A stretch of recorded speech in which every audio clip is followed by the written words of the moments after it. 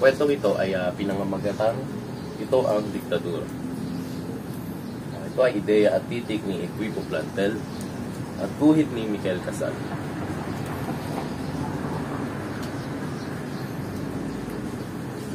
Parang pagdidikta ang diktadura. Sinasabi ng isang tao kung ano ang dapat gawin at sinusuntaman ito ng iba para lamang sa kapakanan ng pagsunod. Ang taong nagdidikta ang siyang namumuno. Siya ang Panginoon ng lahat dahil hawak niya ang lahat.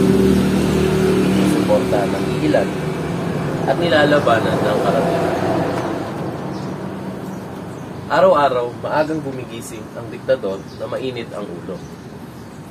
Sisimulan niyang pagalitan ang unang taong makakasalubong niya. Sinusunod siya ng lahat dahil takot sila sa kanya. At yung mga hindi sumusunod o natatakot ay pinarurusahan. Habang nag-aalmusal, inuulat ng tagapaglingkod na punong ministro ang lahat ng nangyayari sa bansa. Ang totoo, iilang pangyayari lamang yung mga makakapagpasaya sa diktador. Ginugol niya ang kanyang araw sa pagdidikta. Nagdidikta siya ng mga batas, nagdidikta siya ng mga parangal, at nagdidikta rin siya ng mga parusa. Pilig niyang pasinayan ang mga bagay, bahay, kanal at tulay.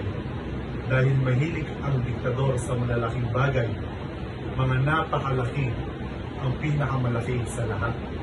Hindi ka maaaring mag-isip para sa iyong sarili sa ilalim ng diktatura. Maaari mo lamang isipin kung ano pinaka-hihintulutang isipin ng diktador. Iyong mga hindi sang-ayon ay itinuturing na mali at itinatrato ng masama. At iyong bukod sa hindi sang-ayon ay nagsasalita pa, ay nabubuhay ng mas malala. Minsan ay kailangan pa nilang lumayo para sa kanilang kaligtasan. Kaya ang pinakamatapang ay ang diktador. Siya ang pinakamatalino, ang pinakamahusay at ang pinakamataas, ang pinaka. Walang kaibigan ng diktador. Ayaw niya sa mga tao dahil siya lamang ang pinakamatalino, ang pinakamataas at ang pinakamatigas. Ngunit kinakaibigan ng iilan ang diktador dahil nakakabuti ito sa kanila.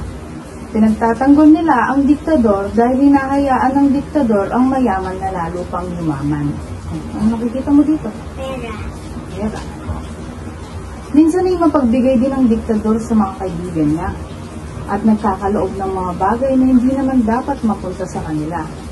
Nagbibigay siya ng lupa na pag-aari ng iba, nagagawad siya ng mga parangal, namamahagi siya ng mga bagay na sa totoo lang ay pagmamayari naman ng lahat. Batas din ng diktador, dahil siya lamang ang gumagawa ng batas at siya rin ang katarungan.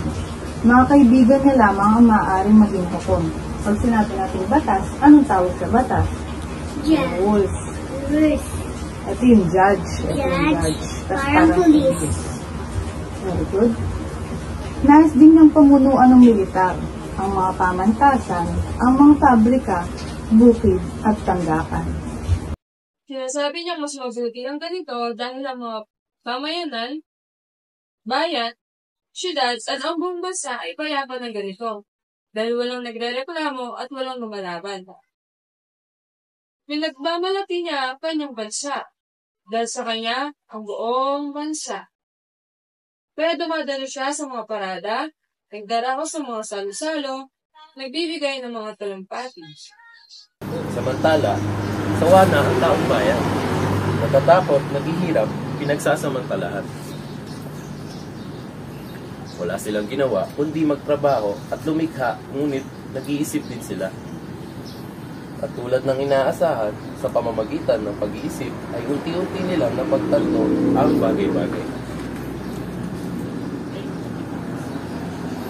Napagtanto nilang hindi naman talaga matapang ang diktador. Hindi matalino, hindi patas. Napagtanto nila ang katotohanan ay mabuti lamang para sa iilan, hindi patas sa lahat at napakalupit sa iba.